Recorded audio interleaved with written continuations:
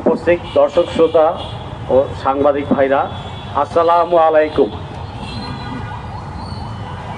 আজ 28শে জানুয়ারি, এটা একটি কালো দিবস। আমি খুব সংক্ষিপ্ত বক্তব্য দেব। সেদিন যে বিচারটা করা হয়েছিল সেটা প্রহসনের বিচার। কাদেরকে করা হয়েছিল, কাদেরকে হত্যা করা হয়েছিল জেলখানায়, এবং এই বিচারের মাধ্যমে এটি একটি হত্যা, বিচার না, এটা বিচার নামে ফাইজলামি।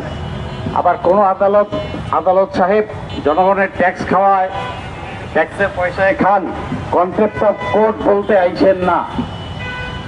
কনসেপ্ট অফ কোর্টের ডেফিনিশন রিডিফাইন করবেন, তারপর আইনের শাসন প্রতিষ্ঠা করবেন। এটার জন্য বিচার বিভাগের দায়িত্ব আছে। বিচার বিভাগ সহ দেশের কোন অঙ্গ প্রত্যঙ্গটা গত 16 বছরে সঠিক অবস্থানে ছিল এটা আমরা সবাই জানি। এখন তো অনেকে ওই সুশীল সাজেন, আবার ভালো ভালো সুশীল বয়ান দেন। 16 বছর তো আপনারা দেন নাই। জুলাই যুদ্ধে তো আপনাদের ছেলে মেয়ের জান যায় নাই, আপনারা তো রক্ত দেন নাই। অর্থাৎ ওই সুশীলতার ফাদার মাদার, সুশীলতা রাখেন পকেটে। দেশ গড়ার জন্য সকলে একসাথে কাজ করতে হবে। আগামীতে যে সরকারি আসবে, বিরোধী দল, সরকারি দল, ছোট, ডান, বাম, মধ্যে ঠ্যাং, যা কিছুই হন না কেন, সঠিক রাস্তায় আসবেন, দেশকে ভালোবাসবেন, নিজের সন্তানদের জন্য একটা ভালো দেশ রেখে যাবেন। এই লক্ষ্যে সবাইকে কাজ করতে হবে। রাষ্ট্রীয় স্বার্থে কোনো মতবিরোধ দেখা যাবে না, দেখতে চাই না, আমাদের আগামী জেনারেশন চায় না। আমি বলতে চাই, আমাদেরকে আজকে আমরা যেখানে আছি, ইতিহাস হয়তো ভিন্ন হতো যদি সেদিন বিপ্লবীরা তাদের আত্মত্যাগ না করত। 15ই আগস্টের তারা বিপ্লবী, তারা তাদের জীবনের সবকিছু ত্যাগ করে দিয়ে এই জাতিকে সেদিন একটা ইতিহাস দিয়ে গেছে। আর তা না হলে এমন হতো যে আপনি আজকে 50 বছর যাবৎ ভারতের একটা অঙ্গরাজ্য হয়েই সন্তুষ্ট থাকতে হইতো আপনাকে।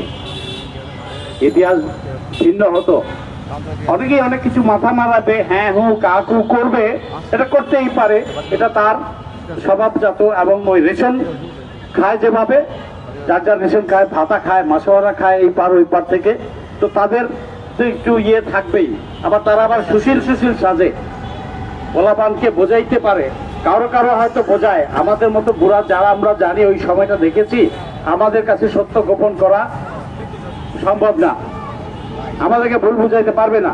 আর এই জেনারেশন কিন্তু আরো পারবে না, কারণ এই জেনজি তারা দেখেছে, তারা তুলনা করেছে, তারা শিখেছে ইতিহাস পড়ে, এবং তারা সশরীরে 16টা বছর দেখেছে ভারতীয় আধিপত্যবাদ কি জিনিস, হাসিনার স্বৈর শাসন কি জিনিস।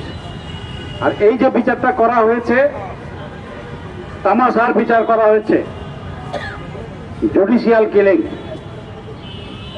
তারপর জেলখানায় হত্যা করা হয়েছে মেজর বজলুল হুদাকে। তার গলায় সেলাইয়ের দাগ দেখা গেছে যখন তাকে কবর দেয় কুষ্টিয়াতে, তার গ্রামের বাড়িতে। লক্ষ লক্ষ লোক সেখানে জড়ো হয়ে গেছিল, আপনাদের অনেকেই মনে নাই, বা তখন বয়স কম ছিল। মিডিয়াতে এসেছে, র্যাব পুলিশের পাহারা ভেঙে দিয়ে তারা লক্ষ লক্ষ লোক দেখেছে কবর শুয়ানোর সময়। তার কাপড় ভিজা, সাদা, রক্তে লাল, গলায় সেলাই, এটা মিডিয়াতে ছবিও আছে। তো এগুলো তো বিচার হতে পারে না, এগুলা বিচার ছিল না, এগুলো ছিল হত্যা। তো আজ এই স্বাধীন বাংলাদেশে আমি আশা করব আমাদের এই প্রজন্ম বিচারহীনতার সংস্কৃতি থেকে দেশকে বের করে আনতে হলে সকল গুম খুন হত্যা, অতীতের সকল গুম খুন হত্যার বিচার করতে হবে। 15ই আগস্টে যাদের বিচার করা হয়েছে, ভুলভাবে হত্যা করা হয়েছে, সেটার বিচার আবার করতে হবে। মেজর বজলুল হুদাকে হত্যা করার বিচার আবার করতে হবে। বিজয় হত্যার বিচার, শাপলা জুলাই যুদ্ধের গুম খুন সাগররণী, তনু হত্যা, আরো অনেক হত্যা আছে যেগুলো আমার এই মুহূর্তে নাম মনে পড়ছে না। আমাদের দেশে যদি আমরা আইনের শাসন প্রতিষ্ঠা করতে চাই, তাহলে আমাদের বিচার বিভাগকে সংস্কার করতে হবে, বিচার বিভাগের ময়লা পরিষ্কার করতে হবে, আইনের শাসন প্রতিষ্ঠা করতে হবে। আর আইনের শাসন প্রতিষ্ঠা তখনই পাবে যখন অতীতের বিরোধপূর্ণ বিচারগুলা, কণ্ঠকিত বিচারগুলাকে আবার পুনরায় সংশোধন করে বিচার করা হবে, এবং যে হত্যাকাণ্ডগুলোর বিচার এখনো হয়নি তার বিচার হতে হবে। এবং একই সাথে আমি বলবো 15ই আগস্ট নায়করা ছিলেন বীর মুক্তিযোদ্ধা। তারা সময় ও জাতির প্রয়োজনে সে সময় বিপ্লব করেছে। তাদেরকে পরবর্তীতে দেশ থেকে দেশান্তর করেছে, তাদেরকে বিচার আওতায় এনেছে, ভুলভাবে বিচার করেছে। তাদের এই বিচারকে বাতিল করতে হবে, রিভিউ করতে হবে, এবং এখন পর্যন্ত যারা বেঁচে আছেন, বাইরে আছেন, তাদেরকে সসম্মানে ফেরত আনতে হবে এবং তাদেরকে সম্মানের সাথে পুনর্বাসিত করতে হবে। হয়তো অনেকে আশ্চর্য হচ্ছেন, অবাক হচ্ছেন, এই লোকটা কি বলে। আপনাদের কাছে তাই মনে হবে, বিকজ আপনারা চোখে দেখেন নাই, তখন আমরা দেখেছি। আর কুচক্রী ভারতের সেবাদাস দালালরা তখন উল্টা বদনাম, ভুল বদনাম ছড়িয়েছে। এটা সত্য। সে সময় মানুষ মিষ্টি বিতরণ করেছে, রাস্তায় নেমে ফুর্তি করেছে, জাতি মুক্তি পেয়েছিল তখন। পরবর্তীতে মুক্তিযুদ্ধ যেমন হাইজ্যাক হয়ে যায়, মুক্তিযুদ্ধ হাইজ্যাক হয়ে গিয়েছিল, জুলাই যুদ্ধ যেমন হাইজ্যাক হয়েছে, এটা তো দেখতে পাচ্ছেন। ঠিক 75-এর বিজয়টাও তখন আবার হাইজ্যাক হয়ে গিয়েছিল।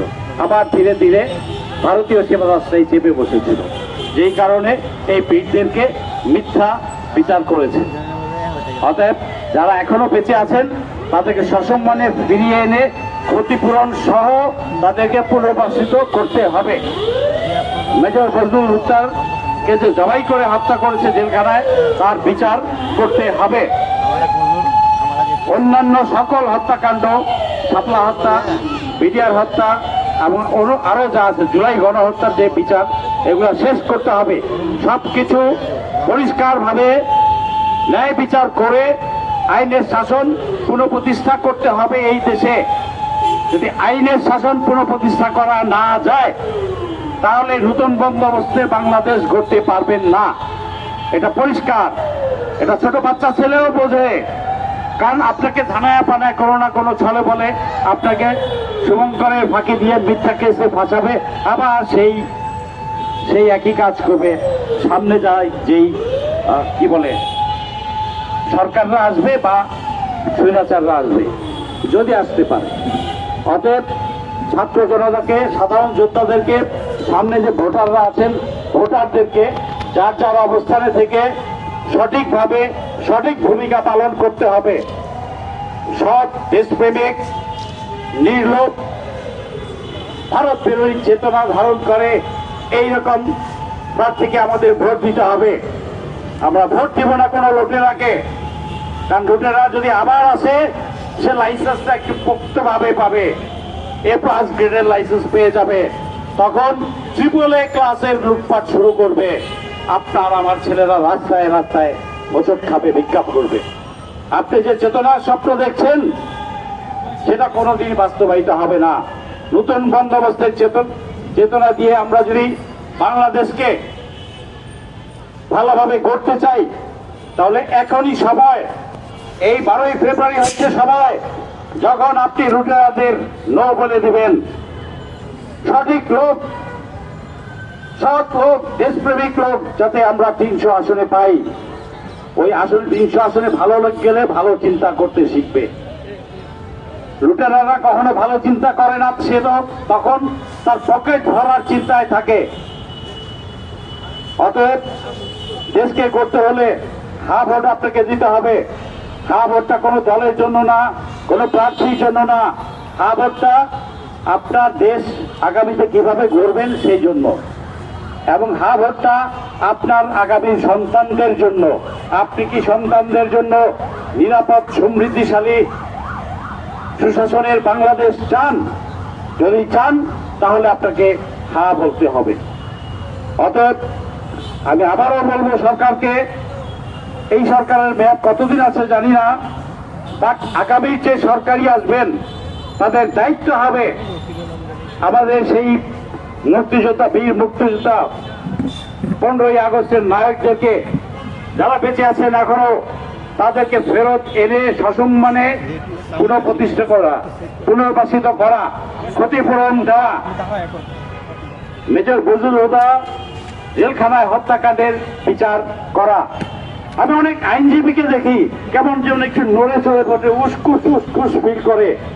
আসিফ নজরুল সাহেব উস্কুস উস্কুস ফিল করে সঠিক বিচারের কথা বললে। তারা এই দেশে সব ধান্দাবাজরা আছে, ধান্দাবাজদেরকে এমন সিস্টেম করেন আপনার পিটায়া নিয়ে বঙ্গোপসাগরে ফালাইতে হবে না, ও নিজে নিজেই দৌড় দিয়ে বঙ্গোপসাগরে চাপ দিবে। অতএব সামনে নির্বাচনে আপনি সঠিক লোকটাকে ভোট দেবেন, সে যে দলেরই হোক, সে যদি যোগ্য, দেশপ্রেমিক, সৎ, নিজ দেশের চিন্তা চেতনা করে এমন লোককে ভোট দিবেন, যে দলেরই হোক। আর হ্যাঁ ভোটটা দিবেন। আর বাংলাদেশের লোক, দ্বৈত নাগরিককে নো ভোট, লুটেরাকে ভোট দিবেন না। দেশ যদি করতে চান, আমি বলে যাচ্ছি আজকে, আমি জুলাই যোদ্ধা, আমিও রক্ত দিয়েছি। অনেকেই জানেন, দাগও দেখতে পাচ্ছেন যারা কাছে আছে, আমার মাথায় 13টা সেলাই। আমার স্বপ্ন আপনাদের জন্য না। আমি এই 65 বছরে আর কয়দিন বাঁচবো? আমি চাই আমার সন্তানেরা একটা ভালো বাংলাদেশ পাক, উন্নত বাংলাদেশ পাক, সুবিচারের বাংলাদেশ পাক, ইনসাফের বাংলাদেশ পাক। অতএব ভারত আমাদের চিরশত্রু। এ ব্যাপারে যে সাড়ে শয়তান আপনাকে বুঝাইতে আসবে ভারত ছাড়া চলবে না, আরে না, কেন কই 19 ভারত ছাড়া চলি নাই আমরা? কোন সমস্যা হয়েছে? কেউ না খেয়ে মরেছে? তো তাহলে বুঝে নেন, এটাই প্রমাণিত।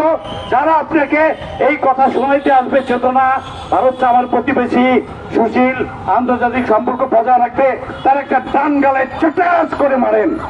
তো তুই সাড়ে শয়তান, তুই ভারতের দালাল, তুই রায় হয়ে দেন, না কম্প্রোমাইজ। আমি এ কথাগুলো বলছি, ফালতু কথা বলছি না, আমার জ্ঞান থেকেই বলছি। অতএব যারা স্টাডি করছেন, করেন, এই বিষয়গুলো নিয়ে চিন্তা করেন। আগে দেশ, তারপরে অন্য কিছু, তারপর রাজনীতি, তারপরে দল। দেশ বাঁচতে আপনি বাঁচবেন, দেশ না টিকলে আপনার রাজনীতি, ব্যবসা, বেঁচে থাকা কোনোটাই হবে না। অতএব আমরা যে বলি সবার আগে দেশ, এটা অর্থটা কি এটা বুঝতে হবে। সবার আগে দেশ মানে এই কথাটা সবকিছুর জন্যই প্রযোজ্য। অতএব এটাকে বুঝতে হবে, মানতে হবে, সেই অনুযায়ী কাজ করতে হবে।